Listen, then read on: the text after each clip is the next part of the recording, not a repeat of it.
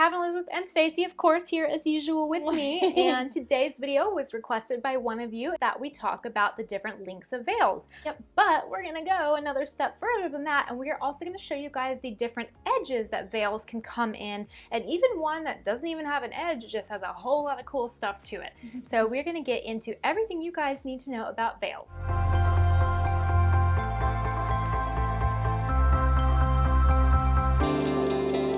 You look so beautiful. Is it weird since you didn't even wear a veil for your wedding?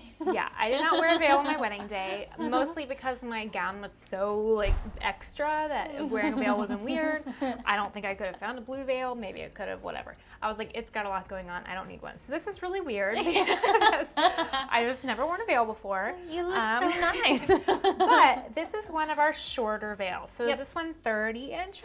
This one is 36. 36 inches. So this one is like the elbow length. Yes. So it's slightly a little bit longer, but kind of for like the tall people, this is the elbow length.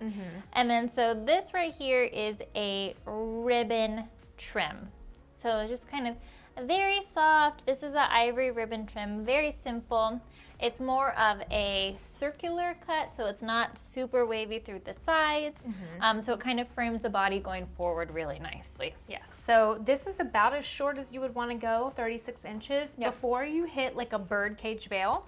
Which I don't even think we have one. No, we don't have one. They're beautiful. They're just kind of a lot of maintenance to keep in the store, and they get tangled on everything. Yeah, they're very vintage. So like if you're a super vintage bride, I'm sorry we don't have a bird cage veil for you, but you can probably find some really beautiful ones on Etsy. That's where I would recommend those.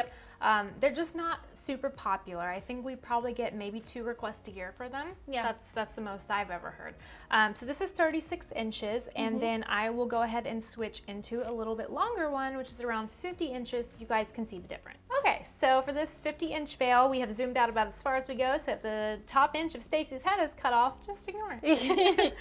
Alrighty, so this one, it is kind of in between like a fingertip and a ballerina length. So the fingertip normally will like stop right here, so it's a little bit longer. This is still more of like that circular cut, so not the crazy like waves in cascade. This one, it is a pencil stitch, so it's really, really small, kind of just gives it a little bit of a finish, but it's not quite as bold as the ribbon. And so this one is 50 inches, and then keep in mind, depending on how tall you are, these are going to hit you in different heights. Yes. If you're taller, it's going to hit you shorter. If you're a little thing, it might be on the floor. Yes. So for reference, I am 5'4", and I have longer legs and a shorter torso, which has always kind of made me sad. I wish I had more torso to stretch out what is in the middle, but I don't. So it hits me, I would say, a little bit slightly below, maybe right at my knee, maybe a little bit above my knee. But if you have a longer torso, which I'm very jealous of, it might not go so far on you. So that is, I would say, like our standard like fingertip length. This is like pretty much, if you don't want a crazy long cathedral, this is the most popular length. Yes, and I would say like if you're a really petite bride, so maybe even with heels, you're only gonna hit 5'1", 5'2", that 36 inch might be a really good option for you. This might, like the 50 might hit at a weird point for your little cute petite body. So go a little bit shorter with your veil if you're very petite. And then some designers too, they will let you customize the length. So if you love this, but you wish it was like 45 inches, some of these are made locally, and then so it shouldn't be a problem. Yeah. So a lot of options with this. So also the final like length of normal veils would be a cathedral length. We don't quite have the space to show you what that would look like on me, but I've got really so many photos that I will be putting on this audio right now that you guys can see. So what we're going to do next is we are going to show you up close veils for each different like type of edge that there is, and then we'll end the video in one of my favorite veils, which doesn't have an edge, but it's really, really cool, and I really love it, and you should buy it from our boutique. So let's go ahead and show you guys the up close edges. So this is actually a veil that we make at our boutique, and it is a raw edge veil, meaning that it literally does not have an edge. So instead of having like a ribbon or a different fabric or a bead, it is literally just raw tulle on the end, which is really great for brides who want a veil but don't want it to overwhelm their gown. Yeah. So somebody who wants something really simple, I don't want to say plain because plain sounds bad, but just really easy, simple. Yeah. This one's pretty dramatic because it's long, but what's nice is that it won't compete with any of the design in your dress. Yes, so that is a raw edge veil. Right. So this veil right here is a pencil edged veil, and it's got a very, very small amount of fabric on the edge. So something a little bit more than the raw veil, but still really subtle. So you can still have this not overwhelm your gown or just really fade into the background because it's very, very, very small and subtle. Okay. This veil here is actually a ribbon edge veil, so you can see it's thicker than the pencil, and it gives a little bit more of an edge to the veil. So this is really soft as well. It's still fairly simple, but it's just a little bit more punch than the raw or the pencil edge. This is an organza edge to the veil, so it's almost the thickness of the ribbon veil that we showed you, but this is a more sheer organza type material. We went into the ins and outs of organza in one of our more recent videos about gown fabrics, but this is something that has a thicker edge to it, but since it is a little bit transparent, it doesn't have a hard edge. So the edge is really just a fade out of the tulle of the veil. Still really light, ethereal, airy, and dreamy. This veil is actually our beaded edge veil. It is called Glitter Dance, and it is by Justine M. Couture.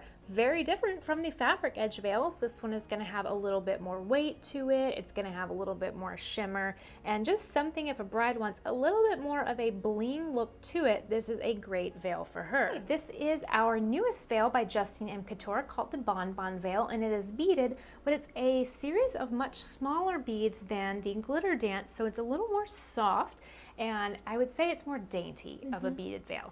So this one is really fun. Our brides have been really loving this in the cathedral and the fingertip links. This here is our Belle's Veil by Justine M. Couture, and it's really cool because it has a series of pearls and little rhinestones around it. So when you have this as a cathedral length veil, you get this really, really beautiful touch of these different stones on your veil that are still not going to overwhelm your gown, but are just going to add a really fun touch of texture to the overall look of the day. And this would be a really cool veil to work with as a photographer when photographing the bride's details, her shoes, her imitations, jewelry. To have this to lay alongside would be really cool. So I love a textured veil when I'm photographing weddings, and I think that this one is just very classic, very feminine, and so stunning. So this here is actually a very different veil from everything we've shown you because unlike the other veils where you could really pair them with almost any dress that you choose, this veil really needs to be paired with a gown that's got a similar fabric, similar lace style. So when you get to these more embellished veils, a lot of times they will match a gown. This is on the more simple side of the lace edge veils where it could still go with a variety of gowns. And up next, we will show you some of the veils that are really just made to go with very specific gowns because of their pattern. Okay, so here we have a beautiful Martina Liana. This is a very embellished veil, meaning that this won't go with just any dress that you find. It's meant to really go with Martina gowns that match this lace. Or if you could find a vintage wedding dress that had a similar look, this would be great. So this is for brides who want not only their gown to make a big statement, but also their veil. So with something like this, it is not simple, it is the opposite of simple. And if you want something super extra and really ornate like this, really very embellished veils are going to be great. They are going to be on the more costly side of veils, maybe around $700 and on up, depending on the designer, but super worth it if you want a veil that is just going to be absolutely striking. Okay, I hope you guys enjoyed all of those different edges. It's definitely a really big world in the world of veils. There's so many options you can choose. You can go from extremely plain to like really crazy, super embellished. It's really up to you and what suits your gown and your vision. So what we are going to end with is one of my favorite Twigs and Honey veils. I am obsessed with this veil because it is so unique. It looks incredible on brunettes where you have that gorgeous contrast of the white flowers and the gold. I love this veil. This veil would go really well with a beautiful sleek crepe gown, something a little bit more on the plain side because you don't want it competing. And to have this in a flat lay photo of a bride's details, like I would die. I'd be so happy, like I would take so many pictures of this veil. And what's cool about this veil is that it does have a blusher. So a blusher is that part that goes over the face, traditionally where the bride's father or the groom would pick it up at the front of the aisle and then unveil the bride's face.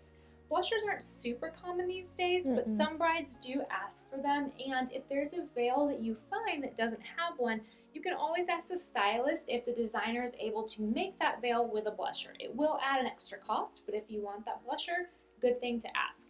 So this is, just again, make sure that when they flip it back, it looks proper. yes, so get it all the way back. Don't leave it like hanging, and then your whole ceremony, the photos are super crazy. So this is, again, a Twigs and Honey veil. We have this at the White Flower. So fun. I love anything with gold in it, and just the floral detail is exquisite. So this has been our veil video. I will have Stacy turn back around to say goodbye. Thank you guys so much for watching this video, and we'll see you next time.